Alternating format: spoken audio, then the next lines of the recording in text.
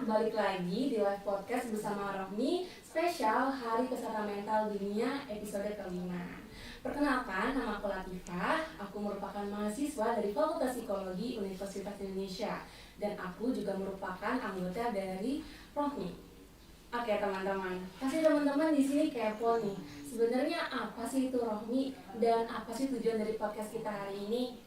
Nah teman-teman, Rohmi merupakan suatu kegiatan yang bagian dari kelompok riset kesehatan mental komunitas yang berada di bawah naungan Fakultas Psikologi Universitas Indonesia. Nah, Rohmi di sini memiliki banyak banget kegiatan nih teman-teman, mulai dari kegiatan riset hingga kegiatan pengabdian masyarakat yang tujuannya adalah meningkatkan kesehatan mental masyarakat di Indonesia.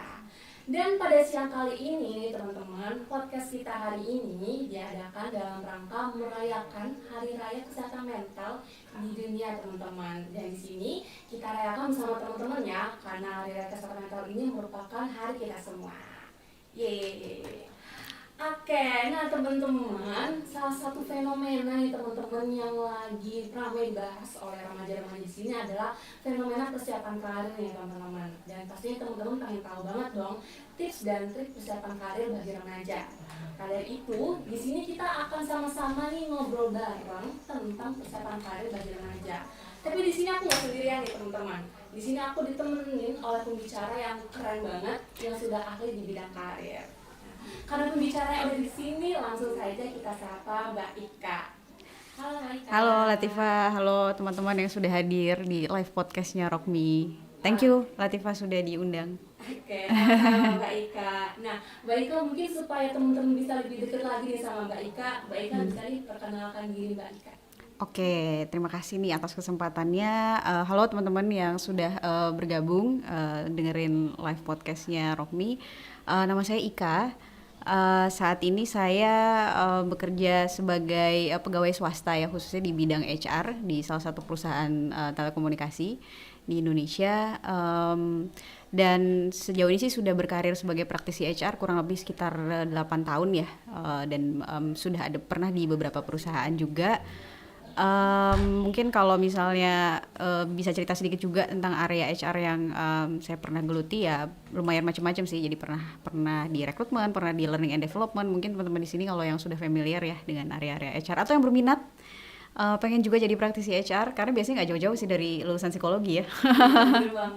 Bener banget. Jadi area HR tuh banyak banget. Nah ini mungkin nanti kita bisa gali lebih dalam juga di obrolan kita. Mungkin itu dulu sih Latifah.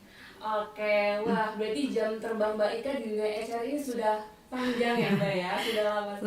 Lumayan. Oke, berarti pas banget nih Mbak Ika berarti sudah tahu banyak banget tentang dunia karir ya Mbak ya. Ya mudah-mudahan nanti bisa sharing lah sama teman-teman ya. Jadi mudah-mudahan bisa bermanfaat juga dan bisa jadi tips-tips nih nanti buat teman-teman yang mulai mau merintis karirnya. Oke, siap Mbak Ika. Nah Mbak Ika, tadi aku sempat sebut nih Mbak Ika, saat ini remaja itu lagi ramai banget nih Mbak membahas tentang persiapan karir. Bisa dilihat nih saat ini remaja lagi berlomba-lomba Mbak, ikut banyak kegiatan, mulai dari kegiatan organisasi Mbak, atau klub di sekolah, ekstrakurikuler, bahkan ada yang mengikuti banyak kegiatan magang di berbagai perusahaan nih Mbak. Nah pastinya teman-teman di sini juga mau tahu nih Mbak, apakah caranya itu sudah benar belum sih Mbak? Maka dari itu nih Mbak, kita akan gali lebih dalam Mbak tentang tips and trik persiapan karir. Okay. Tapi sebelum kita menyelam lebih dalam nih tentang tips and trik persiapan karir, mungkin kita akan bahas dulu nih Mbak step pertama dari persiapan karir Mbak, yaitu tentang minat dan bakat nih Mbak. Nah dari Mbak Ika sendiri nih, selaku praktisi HR ya Mbak yang sudah berpengalaman ya Mbak di bidang HR ini, kira-kira menurut Mbak apa aja sih Mbak tips dan trik bagi remaja supaya remaja ini bisa mengeksplorasi minat dan bakatnya Mbak?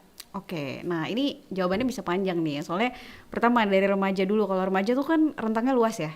Jadi mungkin di sini teman-teman yang dengerin juga ada yang masih SMP mungkin, mau masuk ke SMA persiapan gitu kan. Ada juga teman-teman yang SMA udah mau masuk ke kuliah. Jadi sebenarnya nanti bisa disesuaikan dengan periode nih saat ini teman-teman mau ke masa studi yang mana gitu ya.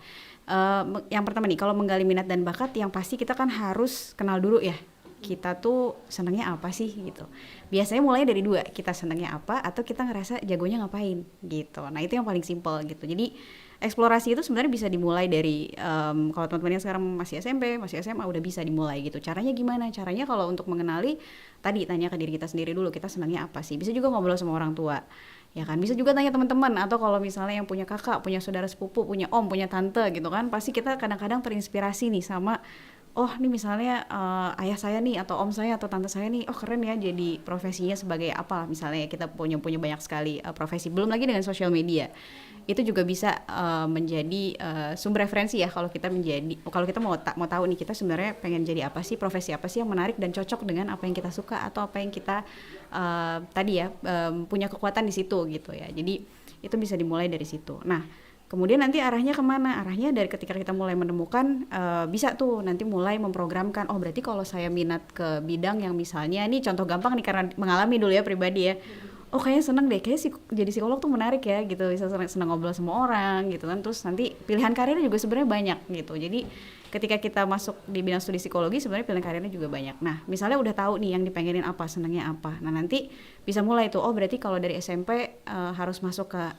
SMA apa SMK nih misalnya gitu. Kalau teman-teman yang mungkin bidang-bidangnya lebih tertariknya ke misalnya IT atau komputer, yang mungkin juga bisa jalurnya sekarang bisa juga SMA bisa juga SMK gitu ya, karena teman-teman sekarang kalau yang senang dengan misalnya IT atau komputer juga bisa dimulai dari SMK gitu, atau misalnya kalau memang mau ke S1 nantinya ya harus ke SMA gitu. Jadi pilihan-pilihan itu mulai nanti menentukan juga tuh kita melanjutkan studinya kemana, kira-kira sih itu. Tapi intinya mengeksplornya dua, apa yang kita suka, apa yang kita merasa kita baik di bidang itu gitu ya. Dan itu bisa dieksplor dengan bertanya, mencari informasi gitu, karena sekarang informasi udah banyak banget. Itu sih langkah awalnya. Oke, baik Mbak. Berarti penting banget ya Mbak bagi kita itu untuk berrefleksi mungkin ya Mbak pada diri Bener kita. banget, Berarti harus. kira-kira aku minatnya di mana sih, kesukaan Bener. aku apa gitu ya Mbak. Ya. Dan tadi juga penting banget nih peran lingkungan sekitar ya Mbak. Dari Betul. orang tua mungkin yang terdekat, kemudian teman-teman. Ya. Dan mungkin lingkungan sekolah juga berpengaruh ya Mbak ya terhadap Tentunya. Proses eksplorasi gitu ya Mbak ya. Betul. Nah, oke nih Mbak. Nah, selanjutnya nih Mbak ya, berkaitan dengan minat dan bakat nih Mbak. Kan tadi Mbak sempat menyebut ya bahwa di SMA ini kita bisa memulai diri kita untuk mengeksplorasi ya Mbak ya. Nah, berdasarkan hasil observasi aku nih Mbak, di SMA ini atau bahkan di perkuliahan ya Mbak, banyak banget nih Mbak kegiatan-kegiatan yang diadakan itu untuk mengembangkan diri remaja ya Mbak. Nah, kalau dari sudut pandang Mbak nih, kira-kira bagaimana sih Mbak cara agar remaja ini bisa memanfaatkan lingkungannya secara maksimal untuk pengembangan diri mereka? Oke, memanfaatkan lingkungan ya.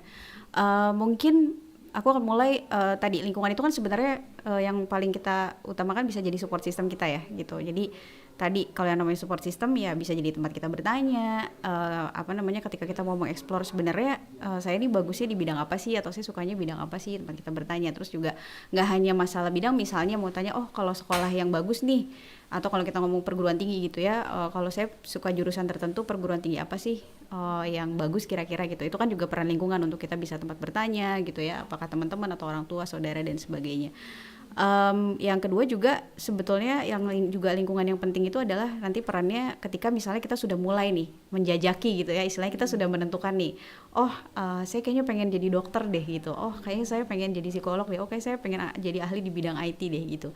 Nah ketika kita misalnya udah punya nih role model, atau misalnya di sekitar kita, apakah teman, apakah tadi ya saudara, orang tua yang tempat kita bertanya untuk bisa menjadi praktisi atau di profesi di bidang itu tuh seperti apa sih nanti, harus seperti apa, harus skill-skill apa aja sih yang harus dikuasain gitu kan. Jadi itulah pentingnya ketika misalnya nanti kita menjalani pun, ketika kita menghadapi kesulitan misalnya gitu, ternyata wah kuliah di bidang ini ternyata susah ya gitu. Nah bisa nggak ya tanya tips-tips nih gitu waktu itu, misalnya apakah ada senior atau ada saudara teman yang udah pernah mengalami nih. Nah itu bisa jadi tempat bertanya kita, tempat juga mensupport kita gitu ya ketika misalnya kita sudah mulai menjajaki nih karir yang kita pilih gitu. Oke, baik Mbak. Berarti memang lingkungan itu berperan penting banget ya Mbak ya bagi remaja untuk mengembangkan dirinya ya Mbak. Jadi remaja selain refleksi diri juga bisa bertanya ya Mbak, aktif bertanya terhadap lingkungan sekitarnya ya Mbak. Betul. Dari mungkin kakak tingkatnya ya Mbak ya. Kalau di kuliah itu istilah kakak tingkat ya Mbak ya. Benar. Nanya kira-kira bagaimana ya kalau saya ikut ini, apakah ini sesuai dengan minat saya, seperti itu ya Mbak. Betul, karena kita emang harus proaktif sih ya. Jadi memang kita nggak bisa tuh kalau misalnya kita mau mulai nih membangun karir gitu ya, kita nggak bisa berdiam diri terus ya udahlah nanti lo lihatlah minatnya apa gitu ya. Nah kalau misalnya benar-benar memang menginginkan sesuatu kan berarti kita harus proaktif mencari tahu, apalagi dengan informasi yang sekarang udah banyak banget nih sumbernya gitu kan, dan orang-orang terdekat kita juga bisa ditanyakan gitu, bisa menjadi sumber kita untuk bertanya gitu. Oke, berarti generasi sekarang ini generasi yang beruntung ya Mbak ya, dengan adanya internet. Betul, iya. Sumber informasi yang bisa dijadikan remaja ini sebagai bagaimana ya kira-kira apa minat aku gitu ya Mbak. Benar. Aku harus seperti apa gitu ya Mbak ya. Ya, dan itu yang salah satu hal yang harus dimanfaatkan dari sosial media gitu. Jadi karena kan sosial media kan juga ya manfaatnya salah satunya tadi jadi sumber informasi, tapi kan itu juga harus hati-hati menggunakan sosial media kan gitu. Jadi salah satu cara untuk mengoptimalkan dan mengambil manfaat dari sosial media itu sebenarnya itu. Jadi mencari informasi dan tadi buat kita juga belajar, punya referensi kalau kita mau membangun karir di bidang tertentu gitu ya. Apa sih yang kita harus mulai dari mana sih gitu. Nah, itu sebenarnya udah banyak informasi yang bisa diakses. Oke, ini teman-teman, berarti sekarang main sosial media jangan cuma scroll Twitter doang, tapi nonton konten-konten yang mungkin tidak bermanfaat gitu ya Mbak. Kalau buat selingan sih boleh ya, buat hiburan ya, kan tetap buat hiburan. Tapi kalau misalnya emang kita udah punya tujuan nih gitu, nah boleh tuh dimanfaatin juga sosial medianya buat nyari informasi. Oke, nah, boleh tuh teman-teman sosial media mulai sekarang coba follow akun yang mungkin bermanfaat untuk persiapan karir teman-teman nih. Ya. Oke Mbak. Nah untuk selanjutnya nih Mbak, kan kalau misalnya kita mau melamar pekerjaan ya Mbak ya, nantinya itu kan kita membutuhkan suatu dokumen ya Mbak, namanya itu CV.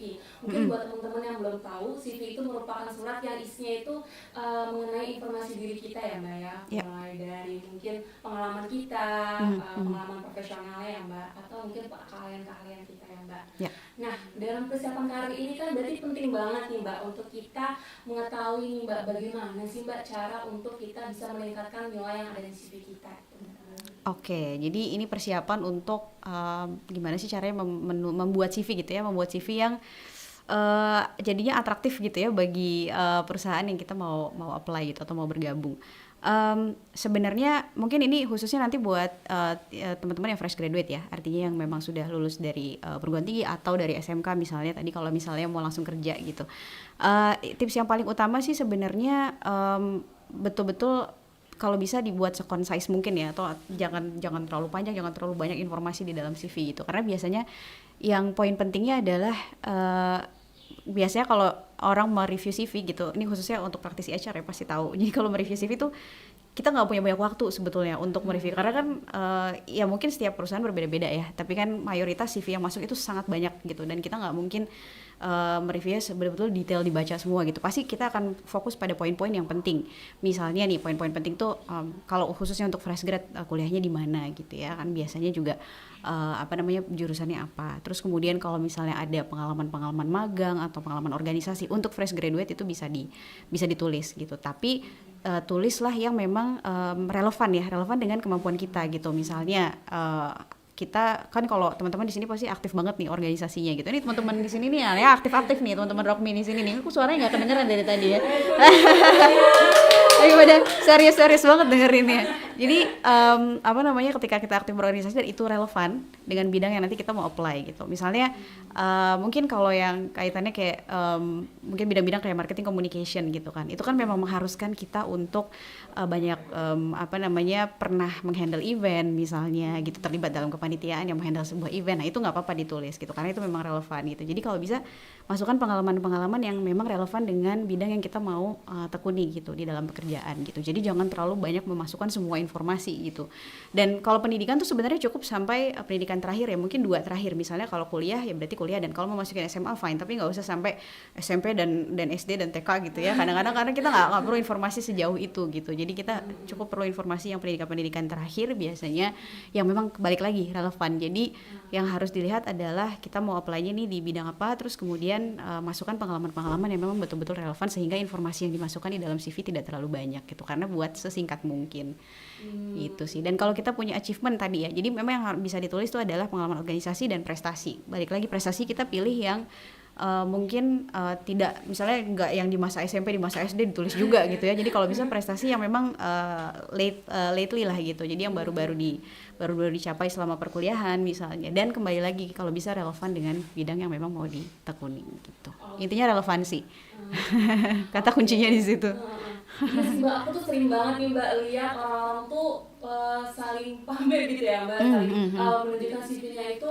Mereka tuh banyak banget Mbak pengalaman-pengalaman, dan itu CV-nya tuh berhalaman gitu Mbak. Aku tuh kadang mikir ya, ini kira-kira HR-nya beneran mau baca semua isi CV ini kah atau bagaimana gitu. Tapi ternyata balik lagi ya Mbak, tadi Mbak sempat sebut bahwa di CV itu nggak semuanya harus dimasukin ya Mbak ya. Jangan sampai pengalaman menang 17 Agustusan. Nah itu ya, benar. Jadi harus sangat-sangat selektif ya. Bukannya nggak boleh kita memasukkan prestasi, itu justru harus. Tapi tadi relevansi kata kuncinya. Jadi kita harus cek dulu sebelum kita masukin relevan nggak dengan bidang kita dan posisi yang kita mau apply. Itu yang juga penting gitu. Ketika kita mau masukin CV kan kita udah tahu nih kita mau apply untuk posisi apa. Jadi cobalah untuk menyesuaikan kontennya dengan posisi yang memang kita mau apply gitu. Supaya itu memang, karena kan kita akan sebagai HR kan kita juga akan melihat alignment ya antara kebutuhan kita nih, kesesuaian nih antara misalnya kita butuhnya mau baik lagi misalnya tadi gitu ya, carinya marketing communication. Tapi kalau misalnya kita apply terus CV kita tidak menunjukkan bahwa kita memang punya skill, punya capability untuk mengisi posisi di marketing communication, pasti nggak bisa gitu kan. Jadi itu kan seleksi awal sekali gitu, kita melihat kesesuaian itu. Jadi relevansi sih kata kuncinya, dan kalau bisa menseleksi supaya tidak terlalu banyak informasi. Gitu. Oke, baik Mbak. Maka dari itu penting ya Mbak, tadi di bagian awal tuh ya kita mencari minat dan bakat kita ya Mbak ya, agar jangan sampai kita banyak banget pengalaman tapi nggak ketemu titik temunya gitu ya Mbak ya. Benar.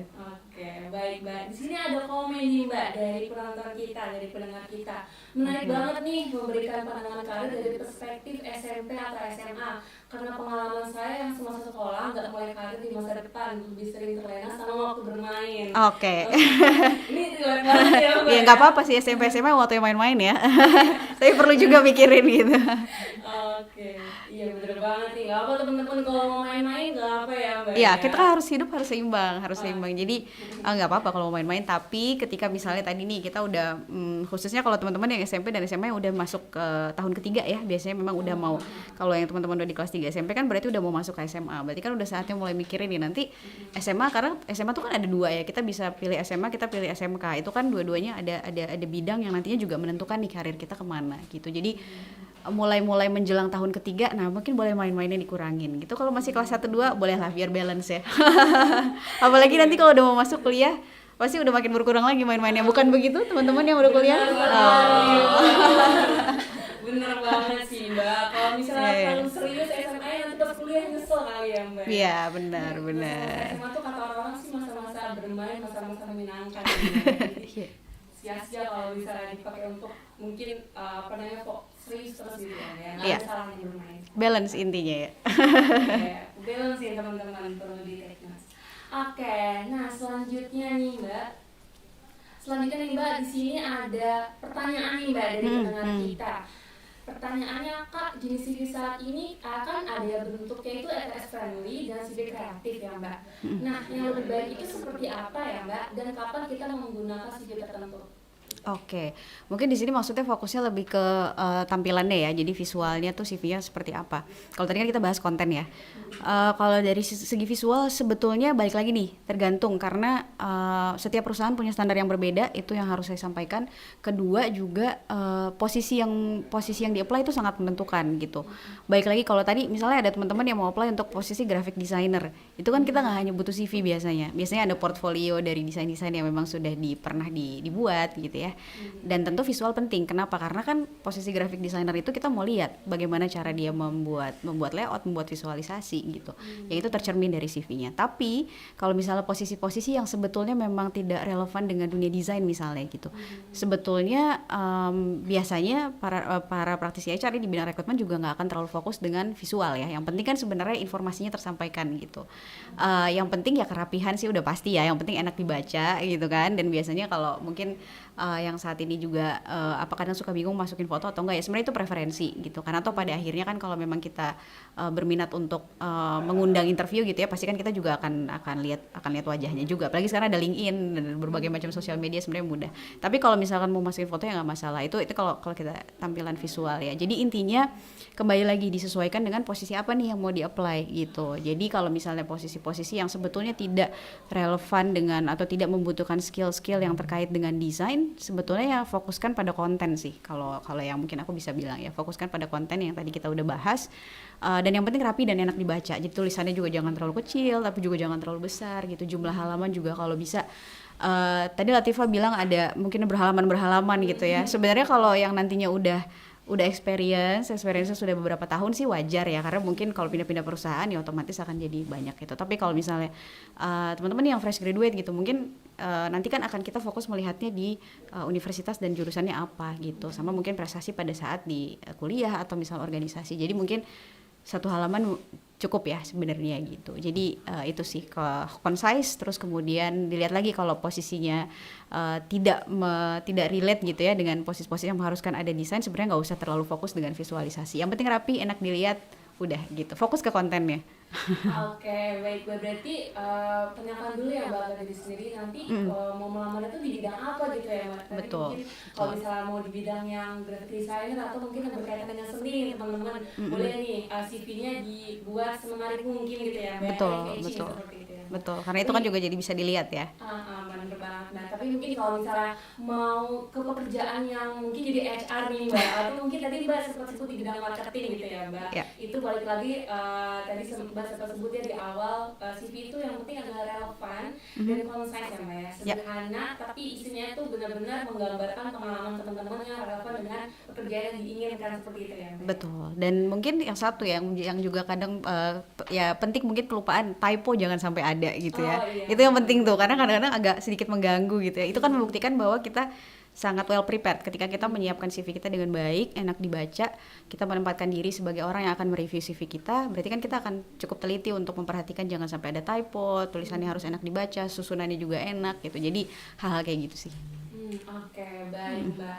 Ini masih berkaitan dengan CV ya Mbak. Aku tuh sering banget lihat Mbak orang-orang tuh berdebat. Kira-kira CV itu harus bahasa Inggris gak sih Mbak? Atau CV itu sebenarnya boleh bahasa Indonesia Mbak?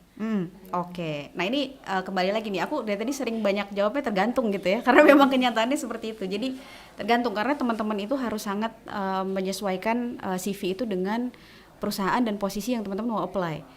Gitu, jadi kita nggak bisa menyamakan gitu ya, kita nggak bisa mengeneralisir kita pakai ya boleh aja kita punya satu template CV yang sama untuk kita pakai di beberapa perusahaan, sebetulnya nggak masalah. Tapi kita lihat lagi, kalau misalnya kita mau apply ke multinational company, kan nggak mungkin kita pakai bahasa Indonesia. Ya mungkin aja sih, karena kalau misalnya di Indonesia ya pasti tetap akan ada orang Indonesia yang kerja di situ gitu ya, tapi kan kita nggak tahu reviewernya apakah orang Indonesia atau bukan gitu. Jadi kalau misalnya teman-teman mau apply ke multinational company, highly recommended sih untuk menggunakan bahasa Inggris gitu. Tapi kalau misalnya memang ke perusahaan yang bukan multinasional ya nggak apa-apa. Kalau misalnya lebih pede, karena kembali lagi CV itu kan menunjukkan, itu kan representasi dari diri kita gitu ya. Pada saat teman-teman dapat undangan interview nantinya dari HR untuk join ke sebuah perusahaan, pasti kan akan referensinya adalah CV. Kalau misalnya ternyata dari CV apa yang kita tulis kemudian ditanyakan ternyata tidak menggambarkan diri kita, karena kita berusaha membuat CV-nya sesempurna mungkin tapi akhirnya jadi tidak menggambarkan diri kita, kan itu malah jadi sayang gitu. Jadi buatlah CV itu memang betul-betul menggambarkan diri kita. Jadi kalau memang kita lebih pede, lebih confident dengan menggunakan bahasa Indonesia, silakan pakai bahasa Indonesia. Tapi kalau misalnya kita memang juga pede menampilkan CV kita dengan bahasa Inggris, pakai bahasa Inggris gitu. Dan boleh juga loh ketika misalnya kita sudah bikin draft CV nih, sebelum kita kirim, kita nggak masalah kalau kita mau misalnya share dulu ke teman kita yang mungkin udah pengalaman kerja atau kakak kelas, atau tadi mungkin kalau misalnya punya saudara sepupu atau kakak atau adik yang udah bekerja duluan misalnya gitu. Itu kita bisa minta pendapat tuh untuk sekedar mereview, oke nggak sih. Jadi nggak perlu merasa malu ya. Kadang-kadang kita mungkin agak gimana gitu nge-share CV kita. Nah, ya pilih orang yang kita percaya, misalnya tadi saudara atau teman dekat, untuk nge-review, dan dari situ kita bisa dapat feedback. Dan kadang-kadang feedback itu juga penting tuh buat kita memperbaiki CV kita gitu. Oke Mbak, wah menarik banget ya Mbak perbincangan tentang CV ini Mbak, karena banyak banget nih Mbak perdebatan CV di media sosial ya Mbak ya. Iya. Oke, Oke, berarti intinya adalah CV itu benar-benar yang merepresentasikan diri kita ya Mbak ya. Betul, Dan betul. balik lagi tadi kalau misalnya memang kita tertariknya atau ingin melamar di perusahaan multinasional, mungkin kita bisa susun CV kita menggunakan bahasa Inggris ya Mbak ya. Ya. Tapi untuk perusahaan nasional tidak apa-apa. Ya. Betul, betul. Menggunakan bahasa Indonesia. Baik. Nah, di sini Mbak ada pertanyaan lagi nih Mbak. Waduh, kayaknya pendengar kita ini lagi ini ya Mbak. Banyak nih yang udah siap-siap mau membangun karir ya. Iya Mbak. Tips and trik mempersiapkan karir kayaknya topik yang menarik ya Mbak ya bagaimana di sini ya Mbak. Oke, ini pertanyaan dari pendengar kita. Apakah benar semakin banyak pengalaman bekerja akan semakin besar kemungkinan diterima di perusahaan yang di-apply atau justru jadi pertimbangan bagi perusahaan tersebut? Nah, bagaimana nih Mbak? Oke, ini mungkin maksudnya berlakunya untuk yang sering pindah-pindah gitu ya, berarti ya maksudnya ya. Kalau pengalaman kerja in general, maksudnya itu biasanya sih semakin kita punya banyak pengalaman kerja, itu kan menunjukkan bahwa kita sudah terbiasa ya melakukan pekerjaan-pekerjaan yang memang nantinya mungkin akan diberikan ke kita. Tapi sebetulnya yang saya harus tekankan sih tidak ada yang bisa menjamin sih. Pada intinya itu kita nggak akan bisa menjamin misalnya kalau masa kerjanya udah banyak jadi lebih mungkin nggak ya buat diterima gitu, atau misalnya kalau kita sering ketahuan nih di CV-nya pindah-pindah perusahaan terus tuh malah jadi company malah nggak mau hire nggak ya gitu kan. Pertanyaan-pertanyaan itu memang sering ada, tapi kembali lagi tidak ada sebetulnya yang bisa memastikan gitu. Kadang-kadang tergantung kebutuhan lagi dari masing-masing perusahaan gitu ya. Tapi pada intinya gini, semakin banyak kita punya pengalaman, pasti kan ekspektasi dari perusahaan ke kita juga lebih tinggi dibandingkan dengan teman-teman yang mungkin pengalamannya lebih sedikit gitu ya. Jadi itu yang harus diperhatikan ketika sudah ada ekspektasi itu ya.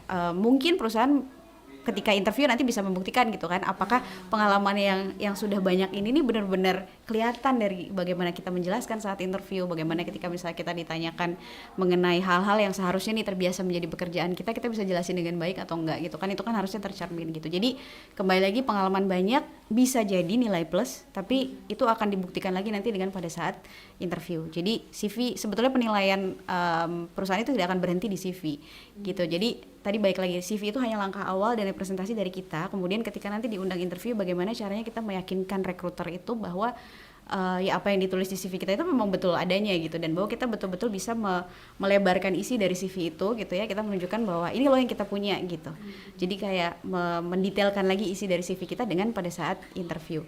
Jadi itu, jadi bisa jadi menjadi nilai tambah, tapi tergantung bagaimana kita merepresentasi itu atau membuktikan itu pada saat interview gitu ya. Terus yang kedua, kalau tadi nih konteksnya atau case-nya pindah-pindah perusahaan terus nih, misalnya dalam 3 tahun 3 kali pindah nih. Kadang kan ada tuh kelihatan sih, wah ini pindah terus nih, berarti ini jangan nggak lama nih di company yang ini. Biasanya kadang-kadang ada rekruter yang bertanya seperti itu. Ya sebenarnya itu kembali lagi, kita tidak bisa pukul rata gitu ya, kita tidak bisa mengeneralisir. Kalau ditanya kayak gitu pindah-pindah bagus apa enggak sih, kembali lagi ke kita sebenarnya. Kalau memang kita merasa bahwa ya itu penting untuk perkembangan karir kita gitu ya, misalnya kita pengen memang merasakan di berbagai perusahaan, ya itu kan pilihan gitu. Tapi tinggal bagaimana nanti kalau teman-teman ditanya, teman-teman punya alasannya gitu. Jadi sebenarnya nggak masalah kalau misalnya mau ditanya, iya nih punya perusahaan nanti mau di hire nggak ya? Ya baik lagi, tergantung ketika ditanya teman-teman jawabnya gimana. Selama kita punya alasan, oh iya saya sering pindah-pindah tuh karena begini misalnya gitu, dan alasan itu make sense untuk rekruternya, ya itu nggak akan jadi masalah sih harusnya. Gitu. Berarti CV itu merupakan tahap pertama ya Mbak ya. Betul. Itu masih panjang ya Mbak? Masih panjang. Ada interview itu, biasanya interview itu yang deg-degan ya Mbak. Benar. Ngomong langsung sama yang merekrut kita gitu ya Mbak. Betul. Oke, nah Mbak, untuk pertanyaan selanjutnya nih Mbak, ini kan karena kita podcast ini dalam rangka merayakan Hari Kesehatan Mental Dunia ya Mbak ya. Nah, dari sudut pandang Mbak selaku praktisi HR, kira-kira bagaimana sih Mbak cara agar remaja ini bisa mempersiapkan mental mereka dalam rangka kesehatan kerja? Oke, nah ini yang mungkin sangat relevan juga nih ya dengan sekarang kan yang udah mau masuk dunia kerja, Gen Z ya, Generation Z ya. Kayak aku udah jauh banget, nggak jauh sih. Cuma satu di atasnya. Jadi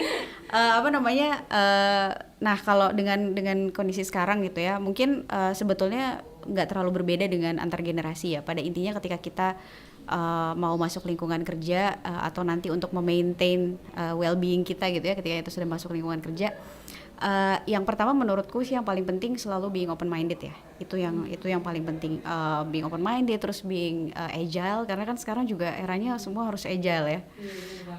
Jadi harus se-fleksibel mungkin gitu. Gimana sih caranya untuk bisa punya skill itu gitu ya, gimana bisa open minded, gimana bisa agile ya, kita harus melatih diri dengan ya tadi gitu, maksudnya banyak mungkin dengan kita banyak bersosialisasi, dengan kita banyak membangun network gitu ya. Kuliah itu adalah salah satu kesempatan untuk kita bisa mengeksplor diri kita, tidak hanya di bidang akademis kan, tapi juga kayak misalnya teman-teman yang suka nah ini nih kayak teman-teman Rohmi nih yang aktif gitu ya, jadi selain kuliah teman lagi jadi selain kuliah nih punya kegiatan lain yang memang kita suka gitu, jadi kita harus cari kegiatan-kegiatan yang memang kita suka lakukan selama kuliah. Itu adalah waktu yang menurutku tepat lah, karena teman-teman masih punya fleksibilitas dari segi jadwal, karena kan kalau nanti udah kerja jam 8 sampai jam 5 ya kan, Senin sampai Jumat udah terdedikasi untuk kantor gitu. Jadi kecuali untuk yang kerjanya ini ya freelance atau entrepreneur ya, itu beda lagi, akan lebih fleksibel. Tapi pada intinya adalah buka kesempatan seluas-luasnya untuk kita terus belajar dengan tadi bersosialisasi, berorganisasi, membangun network gitu. Itulah langkah-langkah yang bisa kita lakukan untuk kita kemudian belajar menjadi lebih open minded, lebih fleksibel. Kita mengenal banyak orang, kita jadi belajar gimana sih cara berinteraksi dengan yang seumuran sama kita, yang misalnya 15-20 tahun lebih tua dari kita, atau 10-5 tahun yang lebih muda dari kita kayak gitu, atau yang misalnya punya otoritas kayak misalnya nantinya direktur di perusahaan tempat kita bekerja tuh gimana cara berkomunikasi itu. Ya emang harus kita lakukan dengan tadi memberikan kesempatan seluas-luasnya sama diri kita sendiri untuk melakukan aktivitas yang tadi kalau pada saat kuliah ya nggak hanya kuliah doang gitu, atau nanti misalnya pas kerja juga kalau misalnya di luar pekerjaan nih ada aktivitas-aktivitas lain yang bisa dilakukan pada saat weekend, misalnya komunitas, membangun komunitas, nah itu juga hal yang bisa dilakukan. Jadi itu being open minded, agile, dan mungkin yang juga penting adalah proaktif ya. Jadi kalau di era sekarang kan kita nggak bisa nih, kalau misalnya teman-teman mungkin ngerasain dari transisi dari SMA ke kuliah gitu ya. Kalau SMA dulu kan biasanya ya udah dikasih PR, dikasih punya jadwalnya jelas gitu kan. Terus begitu kuliah teman-teman dituntut untuk lebih independen, lebih proaktif. Kalau bimbingan skripsi kan bukan dosen yang minta ketemu kan, harus siapa yang minta ketemu kan. Nah jadi itu adalah salah satu simulasi ya. Kalau di dunia kerja juga ya seperti itu, kita nggak bisa kemudian menunggu gitu ya, atau kita berdiam diri gitu. Ketika kalau kita mau berkarir dengan baik, membangun karir dengan baik di dunia kerja, kita harus proaktif. Dan tadi kalau kaitannya dengan memaintain well-being, yang paling penting adalah support system ya. Jadi cobalah untuk selalu meng-create support system kita sendiri gitu. Jadi dan maintain, ketika kita udah punya support system ya kita harus maintain itu gitu. Support system kan bisa macam-macam, keluarga udah pasti, orang tua. Kemudian juga teman-teman kalau sekarang teman-teman punya teman-teman kuliah, punya peer gitu ya, itu kan support system kita. Nantinya pada saat kerja juga kita akan punya support system kan, teman-teman kerja, kemudian juga mungkin atasan kita bisa jadi support system. Jadi perluaslah support system kita, sehingga ketika kita punya masalah, ketika kita lagi stres, karena ya masalah tuh nggak bisa dihindari ya. Pada saat kita masuk dunia kerja, berkarir, pasti kita akan ketemu masalah. Atau misalnya mulai di tahun-tahun awal kita berkarir mulai kepikiran kayak untuk gimana nih kalau misalnya ternyata ini karirnya ternyata nggak pas nih buat saya nih gitu. Nah itu kan kita jadinya butuh tempat bertanya, butuh tempat cerita. Jadi kadang sobat sambat itu juga perlu ada ya gitu. Jadi bangun support system, itu sih tadi tips-tipsnya. Oke, baik Mbak. Berarti tadi kita bisa simpulkan ya Mbak ya, bagi remaja di sini nih untuk persiapan mentalnya dalam rangka persiapan karir remaja itu tadi yang pertama bisa kita be open minded, kemudian yang kedua itu tadi kita be agile ya Mbak ya. Dan untuk mencapai kedua itu bisa kita lakukan dengan memperluas koneksi nih teman-teman. Nah, jadi teman-teman bisa nih semasa sekolah SMA atau mungkin kuliah bisa cari koneksi ya Mbak ya, bisa lewat organisasi ya, atau ikut kegiatan-kegiatan komunitas ya Mbak. Oke, baik Mbak. Nah, sepertinya untuk topik persiapan karir ini topik yang menarik banget ya Mbak yang dibahas, dan kayaknya bakal panjang banget nih Mbak untuk membahas topik ini. Tapi Tapi sayangnya karena ada keterbatasan waktu, mungkin untuk tips and trik persiapan karirnya kita sudahi sampai sini dulu ya Mbak ya. Oke. Tapi sebelum itu aku akan menyampaikan nih beberapa hal yang telah kita pelajari dari podcast kita siang ini teman-teman. Tadi bersama Mbak Ika, pertama-tama kita sama-sama belajar tentang bagaimana sih tips and trik untuk mencari minat dan bakat ya Mbak ya, mengeksplorasi minat dan bakat. Dan untuk mengeksplorasi minat dan bakat itu salah satu faktor terpentingnya adalah lingkungan ya Mbak ya. Betul. Itu. Dan lingkungan ini bisa dari teman atau mungkin dari orang tua ya Mbak ya, orang terdekat. Ya. Dan penting juga bagi eksplorasi ini dimulai dari SMA ya Mbak ya. Ya. Usia SMA atau usia SMK. Seperti itu. Tadi juga kita bahas panjang banget nih tentang CV ya. CV itu memang kayak dokumen yang sangat penting ya Mbak ya untuk pengalaman pekerjaan. Maka dari itu kayaknya kalau bahas CV itu adalah topik yang menarik banget ya Mbak ya. Dan panjang banget ya Mbak ya untuk mendalami CV itu. Oke, dan tadi yang terakhir karena ini dalam rangka Hari Kesehatan Mental Dunia ya Mbak ya. Jadi untuk kesehatan remaja ini mentalnya untuk kesehatan kerja adalah tadi yang pertama adalah be open-minded dan be agile, dan salah satunya bisa dilakukan dengan cara kita memperluas koneksi. Dan dalam kesehatan mental ini penting juga support system bagi remaja ya Mbak. Betul. Penting untuk mencari teman sambat ya Betul. Jangan disimpan sendiri ya kalau punya masalah ya. Oke, siap. Nah teman-teman tuh jangan simpan sendiri kalau misalnya punya masalah, nggak apa-apa kalau misalnya kita mau cerita ya Mbak ya. Ya, betul. Oke, nah teman-teman semua, sepertinya karena sekarang kita sudah sampai di sesi terakhir ini, berarti aku izin menyampaikan bahwasanya podcast tips and trik persiapan kali ini merupakan podcast terakhir di hari ini teman-teman. Tapi jangan sedih teman-teman, besok masih ada rangkaian podcast dengan topik yang menarik banget teman-teman. Nah teman-teman di sini bisa langsung cek aja Instagram Rohmi, ada di rohmi.id. Di sana ada banyak banget topik-topiknya, teman-teman bisa cari tahu mana nih kira-kira topik-topik yang relatable bagi teman-teman. Atau mungkin teman-teman mau ikut podcastnya dari awal sampai akhir, boleh banget teman-teman. Jadi jangan sampai ketinggalan ya teman-teman. Dan aku juga mau mengingatkan teman-teman kalau misalnya nggak mau ketinggalan konten dari Rohmi, jangan lupa subscribe di konten dari Rohmi. Oke teman-teman, mungkin sampai di sini dulu live podcast kita hari ini. Aku Latifah selaku moderator, izin undur diri. Bye bye, sampai jumpa di podcast. Thank you Latifah, thank you Rohmi.